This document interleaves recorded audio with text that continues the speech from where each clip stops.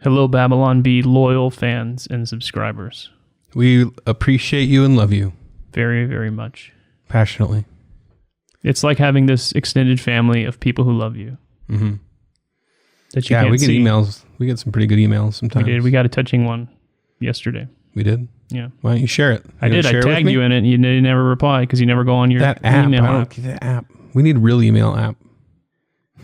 Ethan is the embodiment of old man yells at cloud. You're like that about other stuff. I'm trying to think of what. That's true. So we wanted to let you guys know that we're changing things up a little bit. So, we have been since the beginning of the podcast releasing, I think, on Wednesdays. No, we changed once before, right? We did like Fridays, Mondays, Wednesdays. We used to just do once a week, and then we switched. We split it.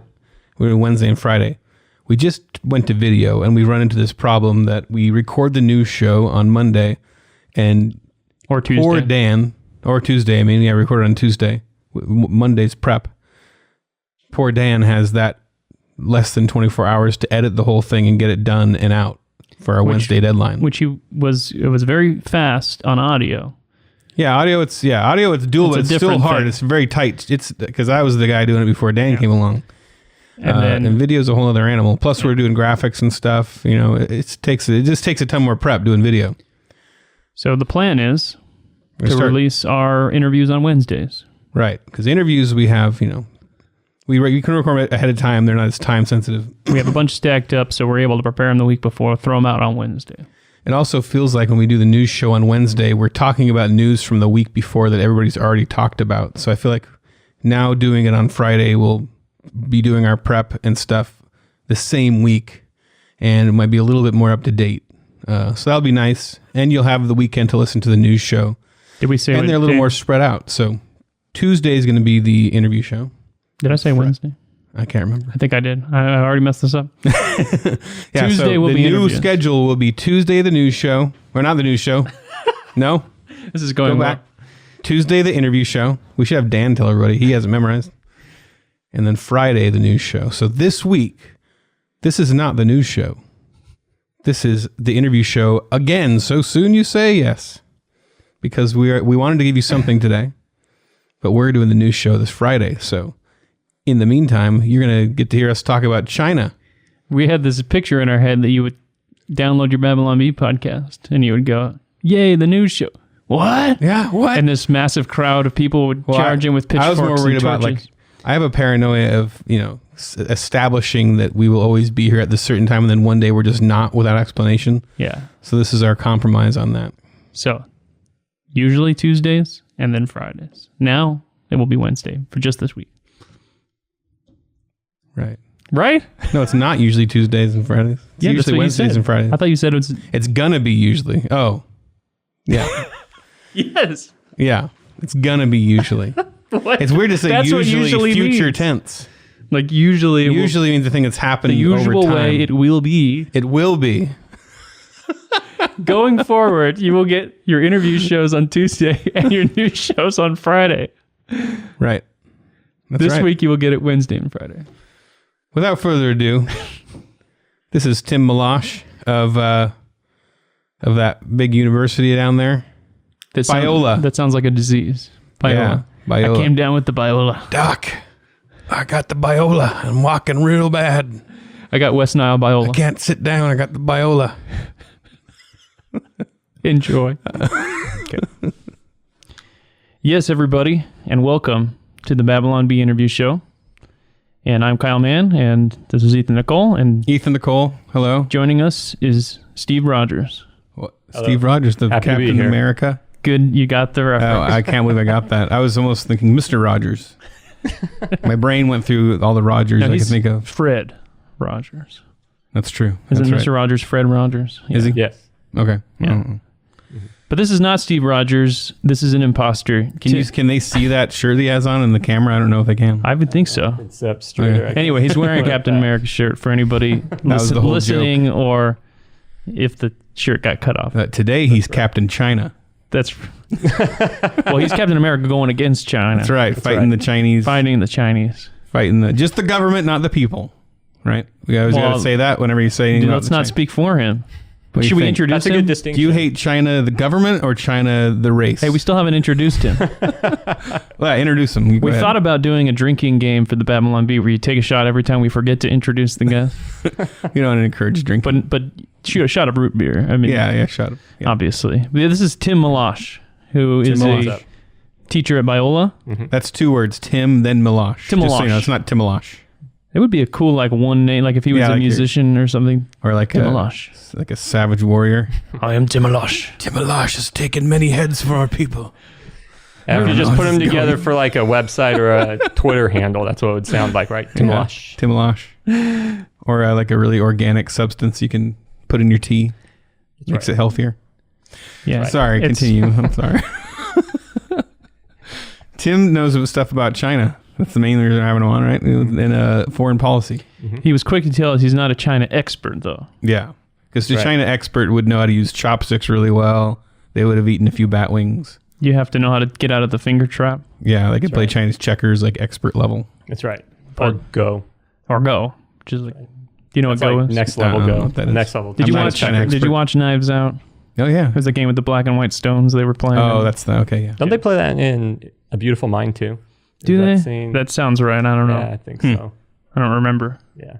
Movie was a while ago. Go's Yeah. pretty crazy. I've tried it and I don't understand it at all. I even play on the small board, like the 9x9. Don't get it. Yeah, me neither. Tried. It's nuts. Yeah. So we brought Tim Milosch on Mm-hmm. because he is not a China expert, but he's adjacent. China expert China adjacent. experts. He's an emerging, he told us he's an emerging foreign policy expert. A scholar on international relations. That's right.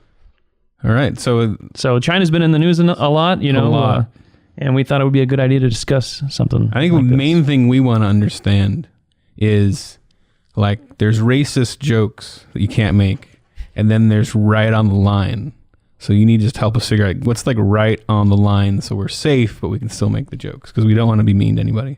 That's right. That's why we're bringing you on as a consultant. Yeah, you're a consultant. So now I'm a comedy consultant. Does that makes me like an emerging comedy consultant? Emerging. I just imagine Ace Ventura coming out of that rhino when you say emerging. I didn't watch that movie. I wasn't allowed. Oh, Neither was I. So. we'll do an overlay right here.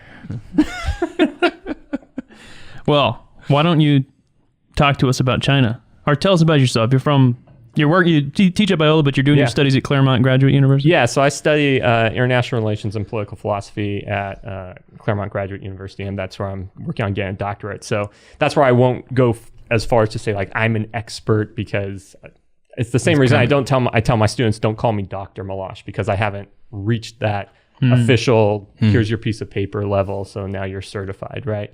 And I mean, I guess we live in a society where experts are a little there might be a mixed feeling about whether or not someone's an expert and whether that makes it trustworthy. So I'm still trying to figure out to what degree do I embrace that label. But yeah, so I study international relations and political philosophy there, and then part-time as an adjunct faculty in political science at Biola. I teach classes in world politics, foreign policy and diplomacy, contemporary political thought, all that good stuff. So it's super fun. And I, for a time, coached the debate team there, but unfortunately we don't have a debate team anymore, which is a bummer. Sad. Yeah, People are just getting their sad. feelings hurt too much. I don't know. We had the reputation of being the nice people on the We debate just circuit because read- we were the Christian school. You We know? only watch Fox News and stuff, so we only imagine colleges are just snowflakes melting everywhere. Happily not Biola. Biola's just a like great place. I love that school. I dripping. went there, and it's a privilege to teach there. So fantastic students. My sister went to Biola. Oh, very cool. So, I got friends that went. friends. Yeah. So, okay, let's get into the meat of this discussion here. Yeah. What are people getting wrong, do you feel like, when people are generally talking about China and this whole plague that has come upon us? This Yeah. pox, if you will. The pox, Right. the bat pox. Did we ever really think we'd use that word in general conversation and start? I mean, Yeah. yeah, saying a pox upon you might A pox. actually be Like an even insult just now. how legit is the idea that I've heard all these different things, but is it pretty confirmed that the virus came from China? And Yeah, we're What's pretty certain confirmed? about that. Yeah, that's a great place to start. What do we know? What don't we know? Yeah. And yeah, we do know the virus originated in China. There's And was it with somebody eating a bat sandwich and no, fell on the floor? no, we're pretty certain it's not that. Okay. Now, Did it have anything to do with bats at all? some people, It's fun if it yeah, did. yeah, I don't know. I mean, It's not the racist. Bat, it's the bat fun. is kind of the stand-in for wet markets at China. Okay, It's kind yeah. of these open air markets. like the where mascot. People, where people go to get exotic meats. Although apparently And it's you can called- get far more exotic meats in a wet market than just a bat. And it's called wet because they have water balloon fights. If only. If only. No, it's pretty much that's where you pick the animal and they butcher it. So So the blood is the wetness.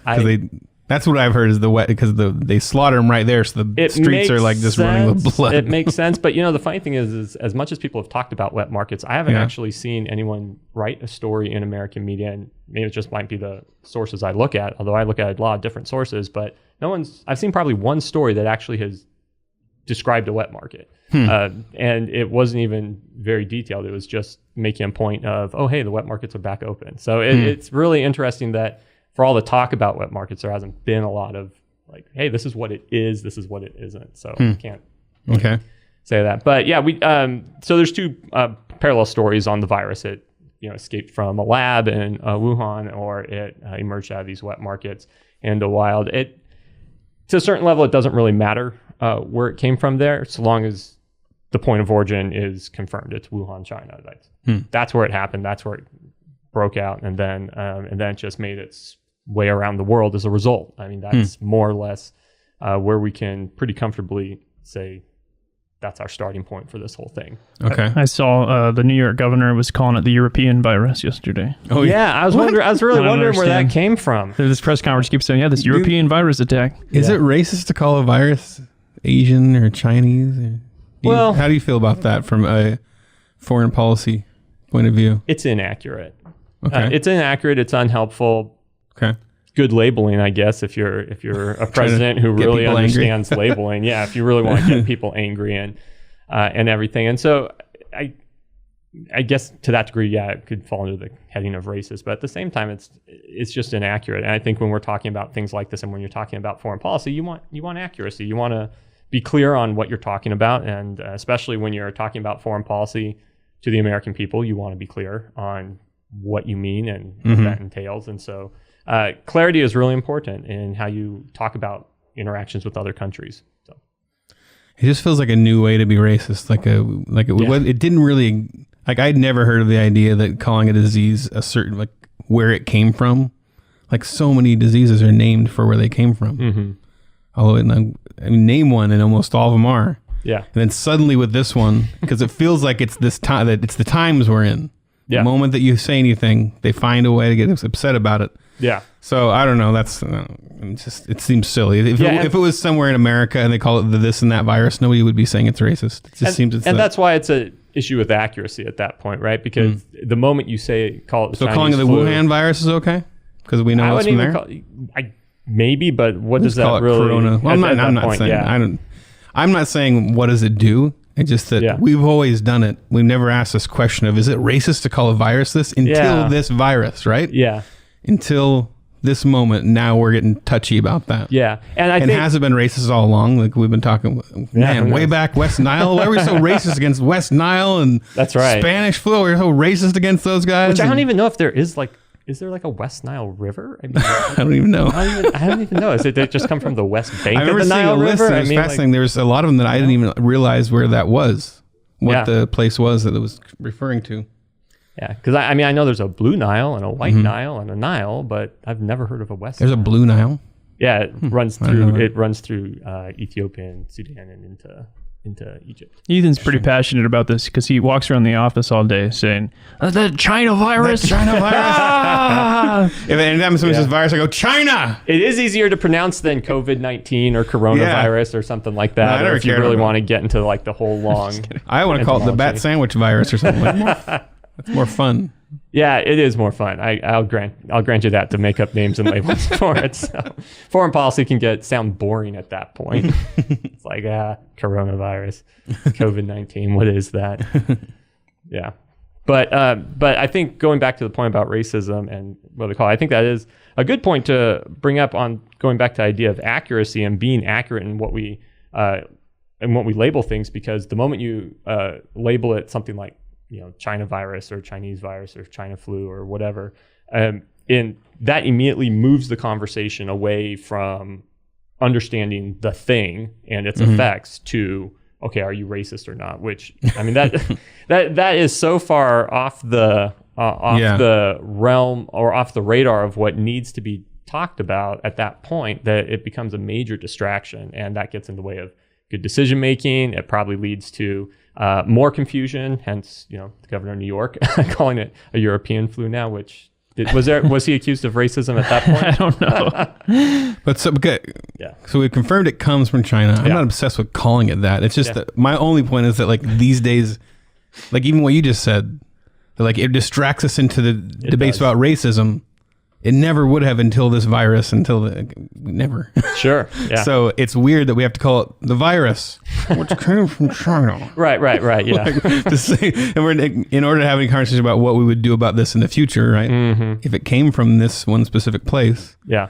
then we have to have talks about foreign policy. I assume would be what do we do in the future about this kind of stuff, right? I don't know. I mean, But so at that point you have to admit that it came from China, right? oh yeah, absolutely. Okay. It does not obscure the location of or the point of origin. It's like it came So we from just change China. the name to that one virus, and then when we talk about That it, one virus that did Okay. that thing that the CCP. And I don't hate denied. China. I love. Well, they were all I love General Tso's chicken. at the beginning. I use chopsticks.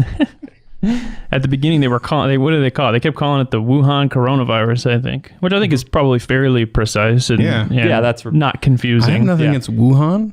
But then, then it kind of got politicized to this China virus, Yeah. European virus, It was or whatever. a lot of it. I do think a lot of it is the Trump thing, right? He kept saying China because they were I guess there was for a period. I don't know clear what it was. They were trying to say the American military made it happen or something. Yeah, that was actually was a trying really to fight for the interesting twist. military. Yeah, so this was actually something where we can get back into Chinese politics. Is as the pandemic unfolded. And people started questioning, the Chinese government's handling of it as they started pushing back and demanding answers and saying, "Hey, how come you weren't on this sooner?" All that stuff. Apparently, the premier of China, Xi Jinping, kind of, I guess, gave his diplomats a pep talk and basically told them, "Hey, you need to get tougher out there." And so that's where all of a sudden we started seeing these stories about somehow, coronavirus was a bioweapon from the U.S. Army that got implanted into China. Like that came from some Chinese diplomats who then. And there's I a guess flat out lie. Yeah, Wow. It was totally A flat out lie that our media ran with. Yeah, it was totally a conspiracy theory that our media ran with. So I'm not sure if that CNN reporter that is so quick to call out your satire. I'm not sure if he's been on that story. Yeah, I'm not sure if he's been on that story or not. But And by the way, whenever you refer to President Xi, we prefer if you say "May he live forever." okay. After You say it she. I say Xi, I don't know how do you pronounce It's she. Xi? Yeah. That's Although his don't ask pronoun. me to pronounce it super accurately. So fun story here. I was teaching a lesson on Chinese history back when I was a junior high school teacher, and I had a Chinese student in this class, and I was pronouncing some names of different dynasties in Chinese history, and she started laughing. I said, "All right, I know I'm pronouncing it wrong," and I said, "Please help me." And so she gave me the proper pronunciation, and I tried. And she laughed and said, "That's a little better." And we went back and forth 5 minutes. It took me 5 minutes. It was like a one syllable phrase. And she said, "Okay, you're getting there." And we moved on. So so I'm just repeating what I hear the rest of American media say. So we all know how accurate they are. We realized when we started a podcast, we had to learn how to pronounce words. Yeah, words that you only read. Because I read things and I don't, I'm kind of introverted. I read things and I don't really talk about them or watch videos or anything. Right. It's probably the same thing when you start teaching classes. You have to start learning how to say We're words. not big talkers, too. That's a weird thing. Yeah. Oh, the moment we come behind the mic, we become very talkative. Hey, everybody, and Outside of welcome that, we are, to the Babylon Bee podcast. That's right. yeah, like when we hang out, it's like long moments of silence and then yeah. You know what would be cool? Like something like that. But that doesn't make for a very good podcast. That's true. No. Yeah. No, it does not. And here we are. Yeah. Pronounce with confidence. That's the lesson. All right. So what kind of things is this pandemic exposing between China and U.S. in terms of relations? Yeah, so it's exposing a lot of fault lines that were already there. So I talked a little bit about this on my podcast a couple weeks ago, is that a lot of the fault lines between China and America were already pretty well documented. You know, we just came out of that trade war at the end of 2019, just in time. And we came out of that trade war. So that was a, economic tension has been building. Taiwan is a long-standing point of friction in our relationship with them. They've been the People's Liberation Army, the PLA, the military of China, has been working on building man-made islands and fortifying them in the South China Sea in an effort to build kind of like a security cordon or buffer zone around the Chinese coastline. And so this has been something that has been hotly contested between America and China, but also other countries in the world. And then, not to mention China's human rights record.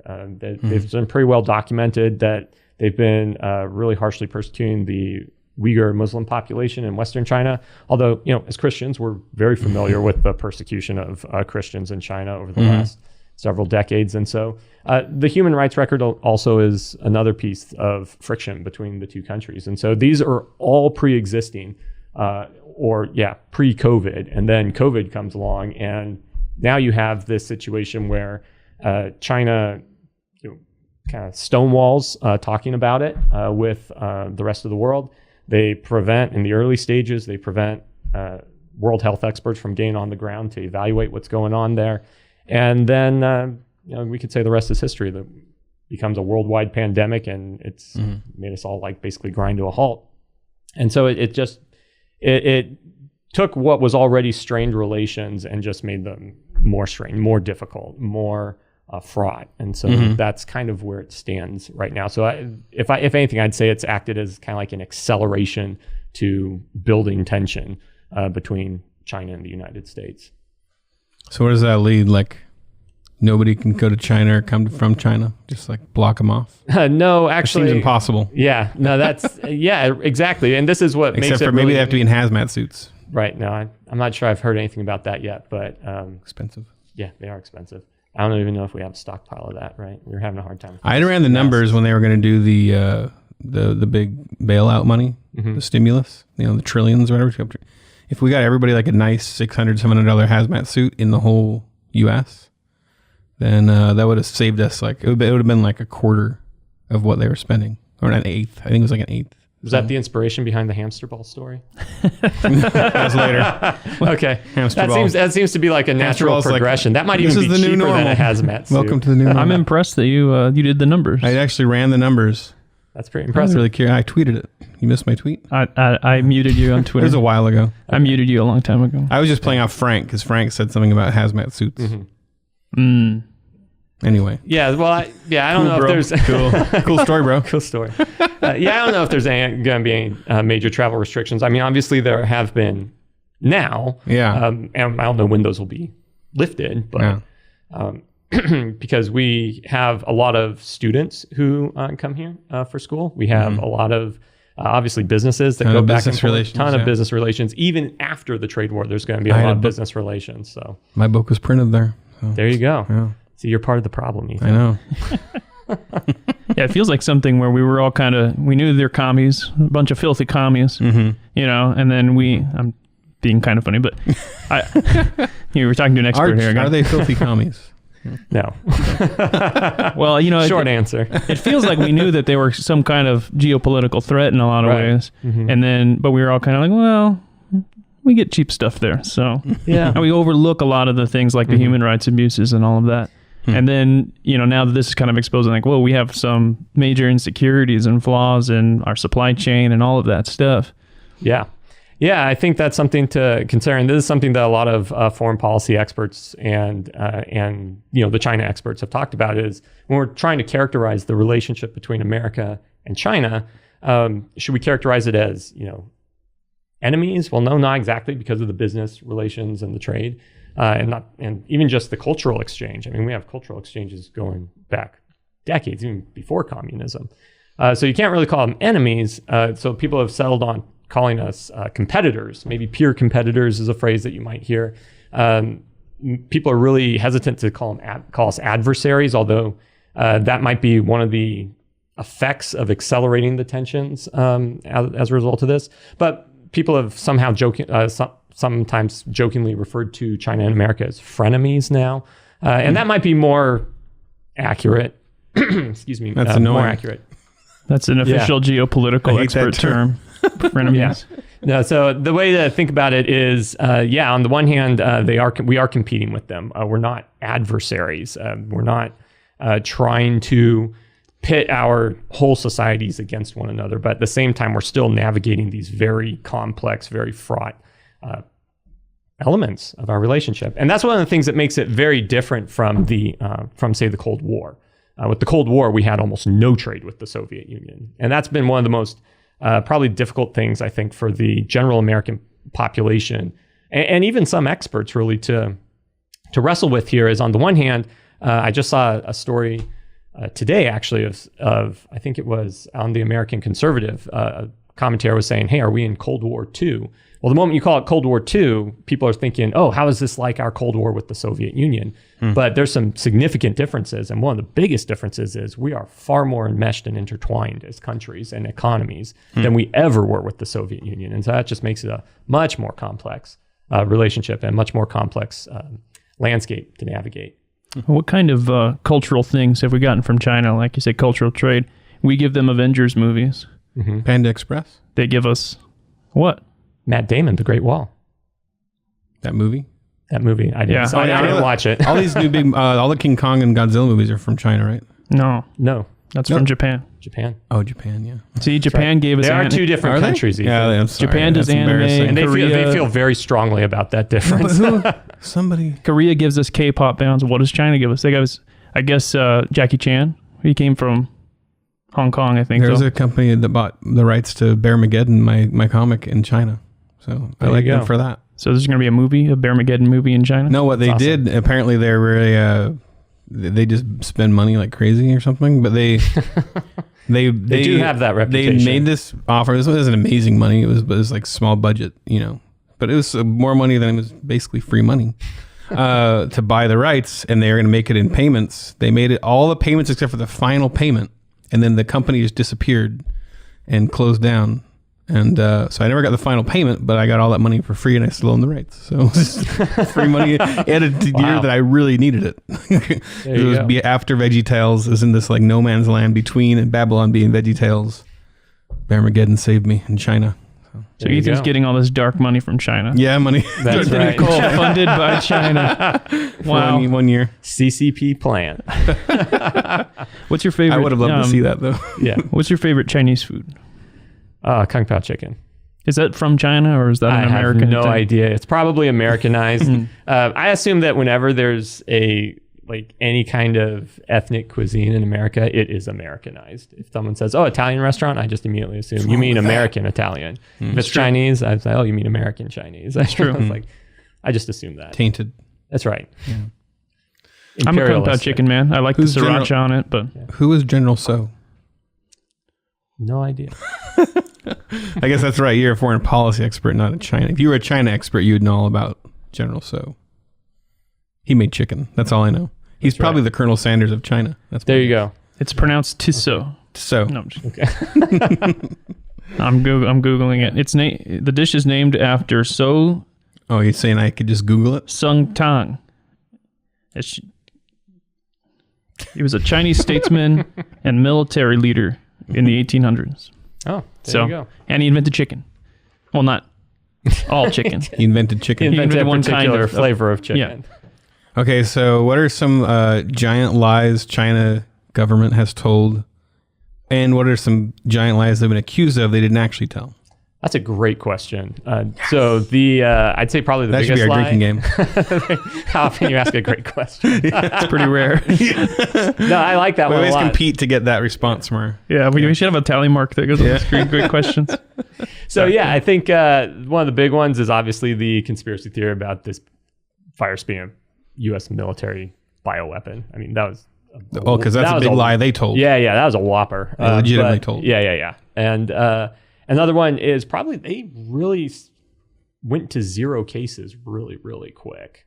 Oh, their numbers were crazy, like ridiculously low. Went up, and then around like 85,000. And they revised them later, right? Yeah. Almost doubled or something. Yeah, around 85,000 cases. They just immediately said, "There's no more new cases." We're good, and no one believed that. Let's reopen the wet market. Yeah, outside of the Chinese Communist Party, I don't think anyone believed that. I don't even know how many people within the Chinese Communist Party believed that.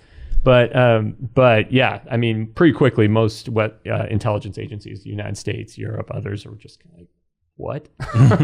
So, and more recently, I think just in the last week, they started reporting new cases again in Wuhan and in other areas surrounding. So, yeah, no one really believed that. So that's a pretty significant one. And then the other half of that was, what did people think they were lies? There was some big lies we think they told, but they didn't actually tell them, if there's any. A lot of people are screaming about China, but it's like how much of that is legit? There's going on around, Yeah. Gosh, that's a good one. I'm not sure I can think of anything. What about the killing the whistleblower? Did they really kill a whistleblower?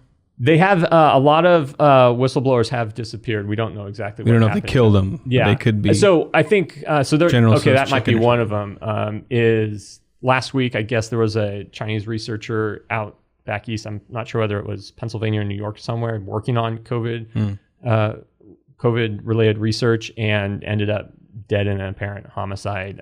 And yeah, pretty quickly people spun it up into like, oh, it was some strike on by China. It's like, no, probably not. It's sometimes the most mundane things can be true, and in this case, it seemed like it was kind of like I don't know whether it was some like love triangle or something like that some associate. That's what they created. They created a love triangle. I guess so. I mean, it's like divided loyalties, America or China. Who do you love more? And then bam. No, I'm just kidding.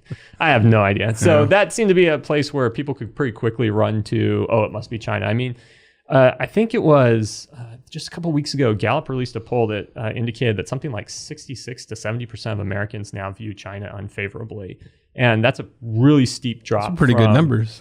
Yeah, you could call that almost a super majority. That's a pretty consensus bipartisan view at this point. China is not to be trusted. I mean, who are the people that are still like, yeah, China's great? If they're being really quiet right now. I don't know who they are, but they're being quiet. Chinese Americans, probably. I don't know. CNN. Actually, do you think Chinese Americans are? No, a lot of Chinese Americans are usually expatriates. Their families came here fleeing communism, and so they're usually quite critical. So it depends. So I saw Donald Trump tweeted something similar to what you just said, and then I saw Ken Jeong, the comedian. Oh, right. Said wrong, like he likes China. Okay, maybe he does. Yeah, I think he might have been saying just to say, you don't speak for me, Donald Trump. That could be. Probably. Yeah. Yeah, you want to be careful of painting with too broad a brush. Yeah, right? Or saying that you can tell everybody what these people think. Yeah, and the reason I bring up the Gallup poll is just I think it does lead to this tendency right now in particular in the information environment in the United States that people are very likely to mistrust China, or the moment something suspicious goes down related to the virus, it's going to be one of two things, right? It's going to be China, or I guess now it's going to be Bill Gates. So it's going to be one of the two, right? That seems to be where the conspiracies are going to start coming from now. So we have to be, and you have to be mindful and careful of that. So that's why I like the questions. Let's on the things where it's not clear that that China's not involved in, let's like pump the brakes a little bit before we go all in and say, hey, it's China's fault. So what can actually be done? I mean, like to not have something like this happen again, because it seems like a lot of these viruses come from China, right? Or at least there's been a number of them, right? There have been several viruses in the past, like swine flu, bird flu. They've originated in Asia. That's true. And so I'm not a virologist, so I'm not gonna say like this is how we end it. So it's just perpetual lockdown. That's how. But is there things that have been talked about, or? Yeah, I mean, a lot of times it's when people talk about pandemic, it's going to be a lot of let's make sure we understand the disease. Let's make sure we get on it early and take proper precautions. But to a certain degree, this is something that a lot of people, and it doesn't really help the case for being connected in an interconnected world. But a lot of people have just commented on the fact that this is a feature, not a bug of globalism and interconnected economies and countries, more people traveling than ever before.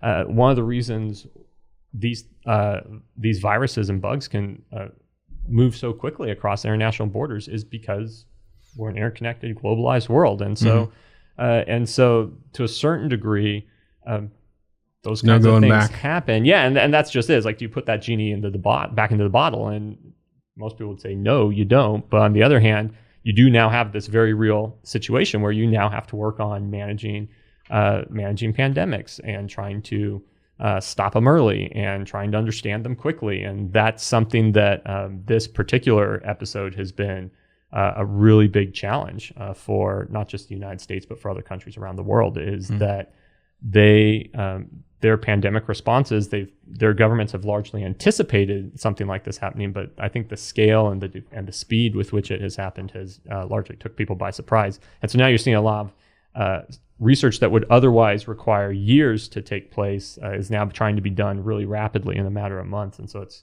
created a lot of upheaval. What about the Taiwan or the independence of all the protests? We haven't heard about those in a while. Like the Hong Kong protests? Yeah. Yeah, they. What's up with that? Everything went silent pretty quick. Largely because of this. What's your take on that? On the Hong Kong protests? Your hot take. My hot take? Yeah.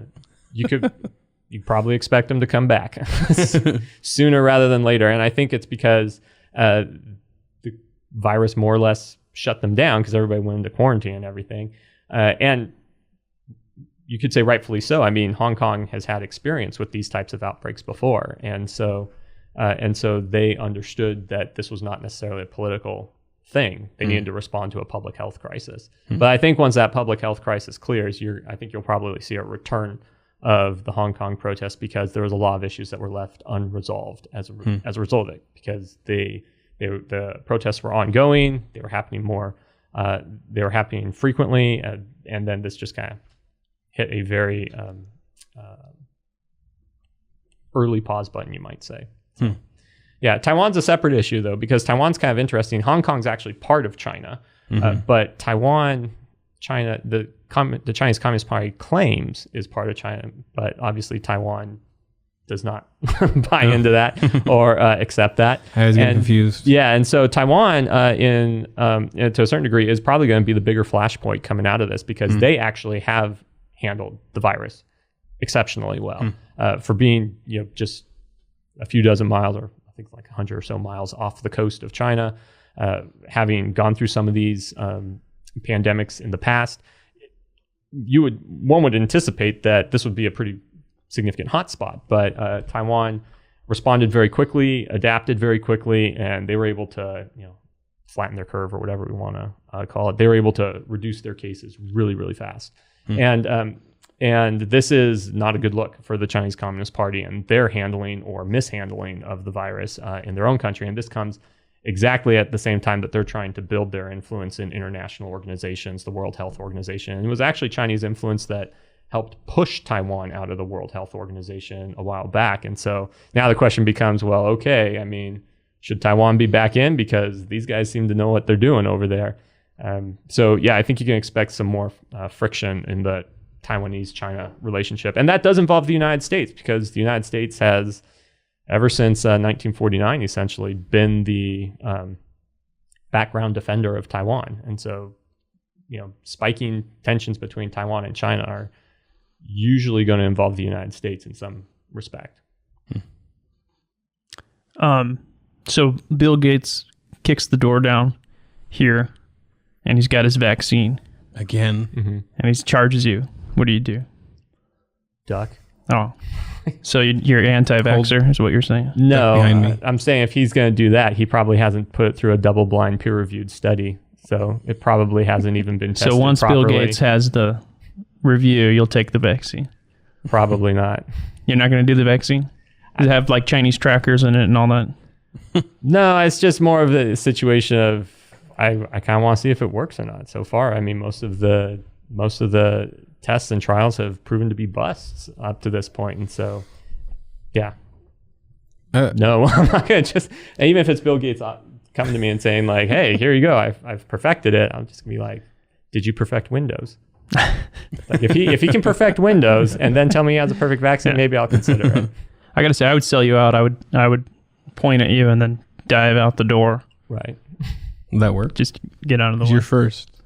Well, he's going for him. him. For the biggest target. I don't know. He says, "Is Tim Milosch here? Where's Milosch? Where's Milosch?" And I You threw me under the bus. yeah, I get out of here. That's what I do. He's Max. This is a side note question. I've heard people talk about how South Korea combated the virus. Mm-hmm. I've heard some people say that they basically doxed their own people. You don't even know what they mean by that. Is that true, or is that extreme language? What does that mean? I have no idea. I'm not even sure. They tracked them with their phone or something, right? Oh, right. So is it like phone tracking stuff? They might have done something that. that wouldn't be legal here, is my understanding. Like, we couldn't do it here unless we Yeah, so broke some of our own several laws. countries have experimented with doing basically their contact tracing via phones, apps, whether it's apps or just GPS on the phones and everything like that. And so there's been some discussion about it here. I think Google and Apple have rolled out some kind of app that is supposed to do that. I don't know if that will be widely used or accepted, but last I heard they were working on something like that. But I can't really speak to what South Korea was doing in regard to that. Part of me won't be surprised. They utilize tech pretty well in situations like that, so I wouldn't be surprised. But yeah, if they don't necessarily have the legal constraints that would be the case here, and not just the legal constraints, but kind of like the cultural, social constraint of you're not going to do that to me. Yeah, right? you ain't gonna follow me around on my cell phone. Right. Exactly. So they tried doing it in Israel, but the Israeli Supreme Court struck that down as an invasion of privacy. So That's a little weird because they can use that for other stuff later, right? Right. I mean, yeah. A little weird. This one's just more obvious, right? I mean, Great Wall of China. right. Great, really great. Okay. Freaking long. I mean, It's long. It's a Please don't swear on our show, though. okay. Sorry, you can flower bed it or something. He's a listener. He said flower bed. Oh yeah, no, I listen. You guys do a great job here. I would imagine it's great. I would love to see it. Yeah, I would love to I see have it. not been there. I have not visited China. Although I would love to. Well, there's a branding thing. You can't call it the OK Wall of China. Yeah. Like, That's people right. aren't going to come. Pretty good wall. The pretty good. Pretty good. pretty good Wall of China. It just doesn't. the meh wall. It doesn't really have the same. Average wall. But Doesn't quite ring. Is the wall racist? No, probably not. But wasn't it to keep like the Huns out? So that's from my understanding of when I've seen Mulan and stuff. Keep the Mongols. The out. Mongols. Yeah. But in Mulan, it was the Huns. Right, and what we should learn from both the movie and history is that didn't work very well. So They did just kind of go right over the wall. right, or around it, right? I mean, it has ends, so It does have ends. That's a secret. You needed to go all the way around the whole world. right. In Sid Meier's Civilizations game, And all it the does way go up. around your key cities, so it's a little inaccurate. And all the way up to the next planet. What's your favorite Civilization game? 4 was actually really great. I I like 4 a haven't lot. played 6 yet. Was so 4 I don't still know. on the squares? Yeah, it Before was they the moved last to the square hexes. one. Yeah, the hexes were pretty fun. I mean, I enjoy 5. One thing I like about 5 is, at least in military stuff, you can be more tactical. But the squares, you could just like stack all those units, and then it's just like, okay, you just win by numbers. I was a huge fan of 2 and Alpha Centauri, which you could take off into the stars and settle the stars. Cool. That's pretty neat. Yeah. How accurate is Civilization when it comes to international relations? That's a great question, because I really want to write an essay on this. Really? Because I'd like to hear. I've thought about this question. Like Gandhi bombs you and stuff, is that? Yeah, Gandhi using nukes, probably not. Although it's really funny, in Civilization 5, that guy's can be a real warmonger, which is hilarious. I don't know what the deal was with the program. So either. it's really interesting. So in international relations theory, I'm about to get really into the weeds here, but there's 2 broad themes. So Civilization 5 is it's a video game. You've got this look of like, what are we talking about here? It's a computer game. Yeah, I should just speak in Chinese. He's only ever played one video game. That's Red Dead Redemption 2. Okay. And the Uncharted games. Okay, got it. Okay, so this is basically a world building turn-based strategy game. It's a Civ game. You get like to play with war. Kind of. You build a whole country. Sorry, I've you never build a whole played. nation, not a Yeah, city. But yeah. Yeah, I'm sure people understand that. and then you can attack each other. So that's- so it's fascinating to actually it's a good teaching tool actually to learn international relations and diplomacy, at least in an elementary sense, because in international relations theory there's 2 broad camps. There's the realist school and the liberalist school. Now there's other schools that are probably going to be offended that I didn't mention them, but these are really the 2 that get discussed the most. So realism is basically just balance of power. The strong make the rules. The big guy wins, and we can see how that is pretty present in today's international relations, right? In fact, we could say China and Russia both utilize pretty strong realist foreign policies. It's about zero-sum game, like I win, you lose type of thing. And Trump, for the most part, has been a mostly realist president. Now, the liberalist school is going to be more of the kind of like liberal values, like let's build open societies, let's build democracies, let's build individual rights, et cetera, et cetera, et cetera. And that's the objective of foreign policies. And it's more of the kind of like multilateral, global cooperation, global village type stuff. So those are two schools in international relations theory. So when you get into the civilizations games, you actually see both schools working out in different places. So in the gameplay, you see a lot of realism. The moment your borders start bouncing up against another civilization, the moment you start overtaking them in points and power, they declare war on you. It doesn't matter who they are. It doesn't matter how peace-loving they are. They just declare war on you. If you're next to Montezuma, God help you. So he'll declare war on you before you get more powerful. So that's a very realist interpretation. So when it comes to the conflict dynamics of civilization games, it's very realist. However, it's really funny how they utilize certain liberalist ideas. So, for example, you can win a victory by a diplomacy victory by building the United Nations and getting everybody to vote for you to say you're the greatest because you won the game without war. In Civilization 4, if you use nuclear weapons on somebody, it would create global warming and desertification in different places. So you would have environmental degradation. That's a very big area of liberalist focus is climate change and global action to change it. So there's some dynamics of the game that very much borrow from liberalism, but then there's also these dynamics that are pretty hardcore realism. And most people play the game as realists because it's just more fun. It is more fun to send your tanks against their spearmen and you just run them over. Yeah, exactly. Just those one-hit shots. It's pretty great. That's pretty cool. Of course, being on the receiving end of that. Yeah. Those are always the fun moments in Civilization 4 when you get invaded by someone. You're like, oh, it's just one soldier. And then you hover and you see that they have 50 guys on that tile. Yeah. Dang it. And then the way the conflict works, the one spearman can always beat your tanks. Right. On that lucky roll or whatever. Yeah, right. Yeah. Terrible. I've had it happen. Hey, so Ethan, do you want to join us again? Welcome back. You guys ever played Double Dragon? Yeah. There's probably some Chinese people in that. They fight? Probably. I don't know. Never played it. It's good. I got nothing. We need one of those, Dan, we need one of those camera shots where I can do the gym look from The Office and just... I don't know if he caught it when you guys were talking. I was just there going Nerds. Bunch of nerds. All right, so is China communist? You said they weren't filthy communists. Yeah, we asked you if they're filthy communists, and you're like, no, they're not filthy communists. Communist government. So are they commies? And then just not filthy? What's the difference between... Because we talk about the Chinese government and the Chinese people. Mm-hmm. And that's what a lot of people think you're racist if you attack China, but it's we're talking about the commies. Yeah, and that's a great distinction to make. And it's great that you make that distinction. That you make that distinction between government and people. You call them the Chi-Coms? No.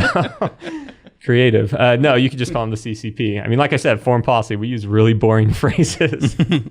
That's the Rush Limbaugh, right? He calls them the Chi-Com. If ever I have to I'm the Chi-Com. If ever I have to write an article, I'll ask you to punch it up a little bit. But no, it's a good distinction to make. The Chinese Communist Party has ruled China since 1949 when Mao Zedong took over. And the tough thing here is that we really don't know the degree to which the people of China support the Chinese Communist Party. That's the big unknown in tracking Chinese domestic politics. China does a really good job locking down information in that country. I mean, it's kind of one of the stranger, I guess not strange, but just one of the more interesting examples of this is that Chinese diplomats can use Twitter, but the Chinese people can't. And it's because Twitter is the public diplomacy, outward facing, and it's probably, it's an American tech company, so you don't get to go into China unless you basically turn over all your secrets to them. So, so in that sense, it's very interesting that, for the Chinese Communist Party, they are interacting with the world in a way the Chinese people do not, generally speaking. Now, the Chinese Communist Party obviously has a wide membership, and so it's it's in the probably hundreds of millions. We're talking about a country that's 1.4 billion people. It's for all intents and purposes, we can assume that there's a fair amount of support for the Chinese Communist Party and their government, but that support is assumed to be based largely on their ability to deliver economic growth. And that's more or less, especially in the case of President Xi Jinping, that's a... May he live forever. Okay, there you go. You're betraying your libertarian principles as you speak. So I'm trying not to get banned from YouTube is what I'm trying to do. Oh, I see. Okay, good. So between the vocal affirmations and Ethan's business dealings, we should be okay. Yeah, so dirty money. They're done. So all that to say, the Chinese Communist Party is darn it, I totally sidetracked. Oh yeah, no, I got it now. So Xi Jinping has more or less built his legitimacy and his claim to ever broadening powers on the promise of I will deliver economic good times kind of thing. And so if that's the core element of his leadership, if that's the core element of the legitimacy of the Chinese Communist Party currently in power, obviously they're going to take a hit from all this. And so there's some discussion over to how far that will damage their hold on power. But at the same time, we don't really know the degree to which it'll undermine things. And so yes, we should make the distinction between the Chinese Communist Party and their ability to rule the country, and then the masses of Chinese people who live their daily lives in China. That should be a distinction that is made. The difficulty with that distinction is we just don't know how far the crossover goes. And that seems to be a harder thing to determine. But so the government are filthy communists. They are definitely communists. I just want to be clear. Yeah. Filthy. Can we get you to say filthy? Probably not. No. Wouldn't be diplomatic. No, that's exactly right. I teach foreign policy and diplomacy. I study diplomacy, and so I have a couple of professors who'd probably be very disappointed if I. What do you think of communism as just unattached to any race? Do you like communism? What do you think? Do you like it? It's terrible. So it's filthy without Chinese people? Probably. As an ideology in a vacuum. Yeah.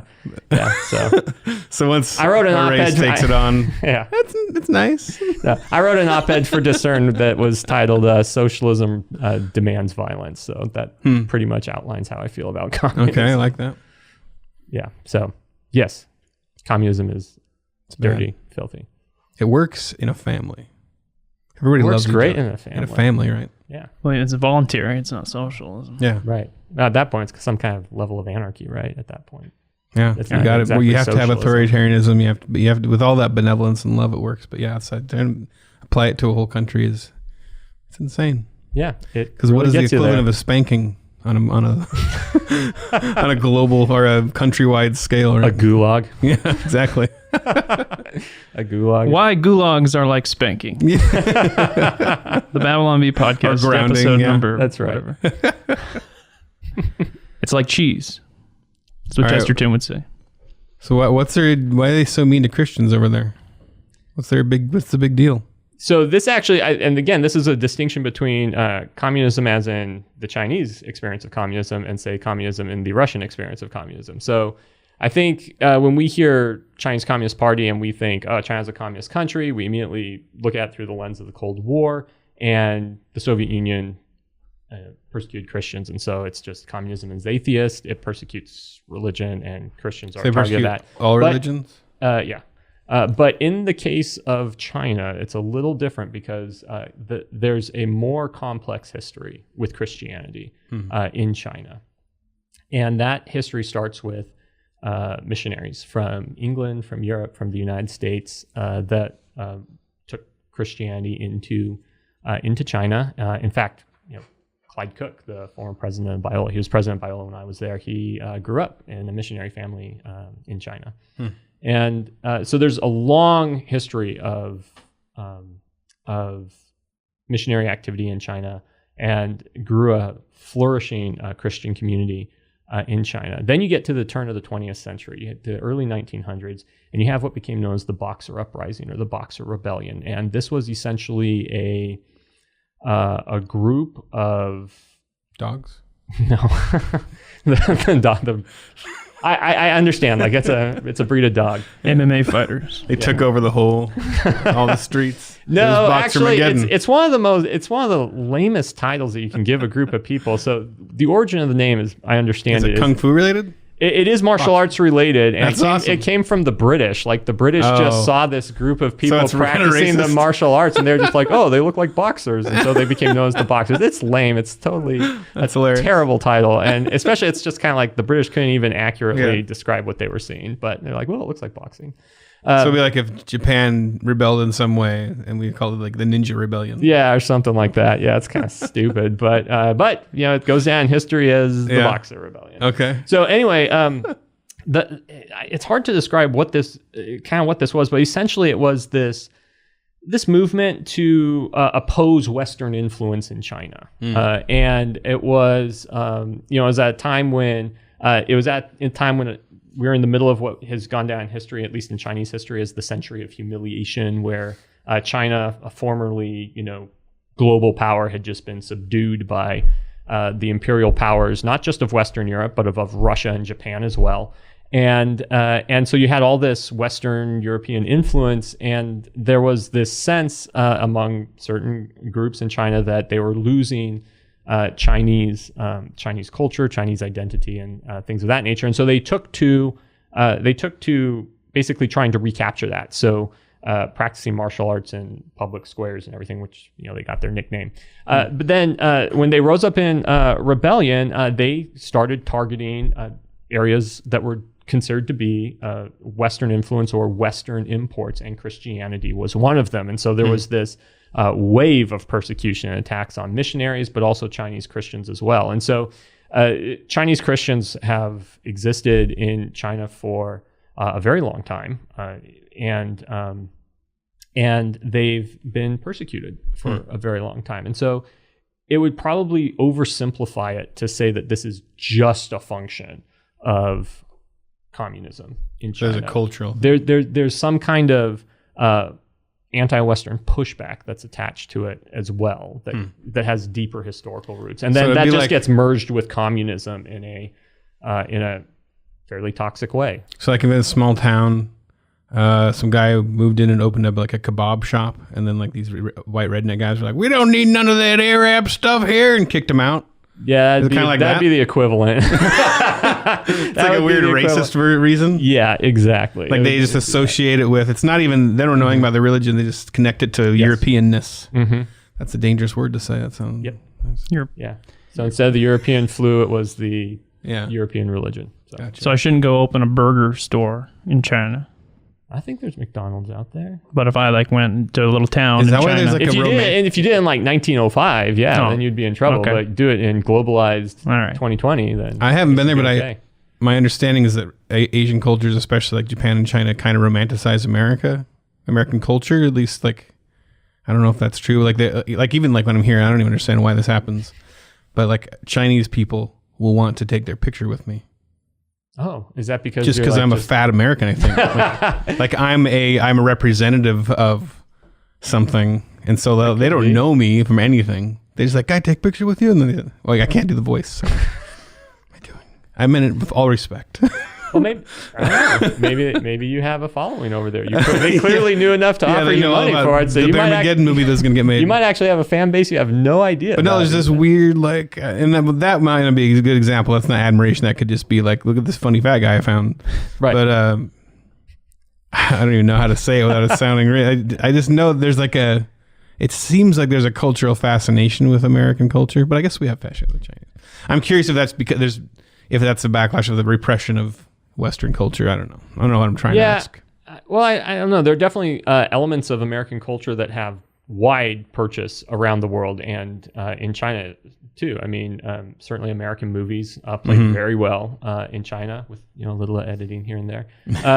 You have basketball is huge again, and that's kind of funny that survived the Boxer uprising, because that was imported by American missionaries. So it's kind of interesting that such a big deal over there. I mean, it's huge. So there's definitely elements of American culture that have purchased there, but I'm not sure the degree to which political values have purchased over there. So we would have to draw a distinction between American pop culture. That seems to export really well. Yeah, American political culture, no. Not too much. Well, checkered history on that. Yeah. So, to say the least. All right. Well, I think we may have solved all of the world's problems. I think so. We did it finally. We've got peace on Earth and goodwill towards men, hopefully. Yeah, all of that. Yeah. And General Tso. Cool. Yeah. So you have a podcast. Oh, yeah. I do. Plug yourself. Yeah. Tim Talks Politics is the podcast. Tim Talks Politics. Yeah. I liked the clicky sound. Tim Talks Politics. Tim Talks Politics.